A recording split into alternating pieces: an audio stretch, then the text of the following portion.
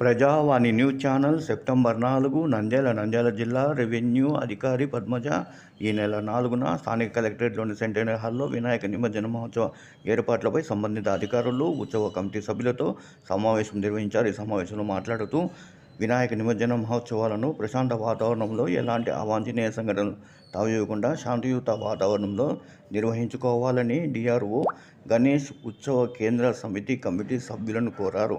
జిల్లా కలెక్టర్ ఆదేశాల మేరకు ఈ నెల 11న స్థానిక చెరువుకట్ట వద్ద ఉన్న వినాయక ఘాట్లో వినాయక నిమజ్జన ఏర్పాట్లు సంబంధించిన పనులు జరుగుతున్నాయన్నారు. కమిటీ సభ్యులు సూచించిన అంశాలను జిల్లా కలెక్టర్ దృష్టికి తీసుకెళ్లి ఆ మేరకు ఏర్పాటు చేస్తామని ఆమె తెలిపారు.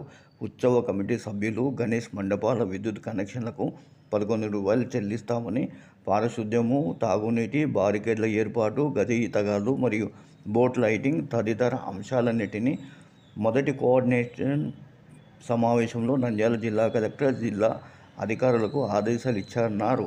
వీలైనంత వరకు డ్రమ్స్, డీజే, అధిక శబ్దాలతో వాయిద్యాలు లేకుండా జాగ్రత్తగా చర్యలు తీసుకోవాలని ఆమె సూచించారు. ఈ కార్యక్రమంలో జిల్లా అధికారులు మరియు పోలీసు అధికారులు పాల్గొన్నారు.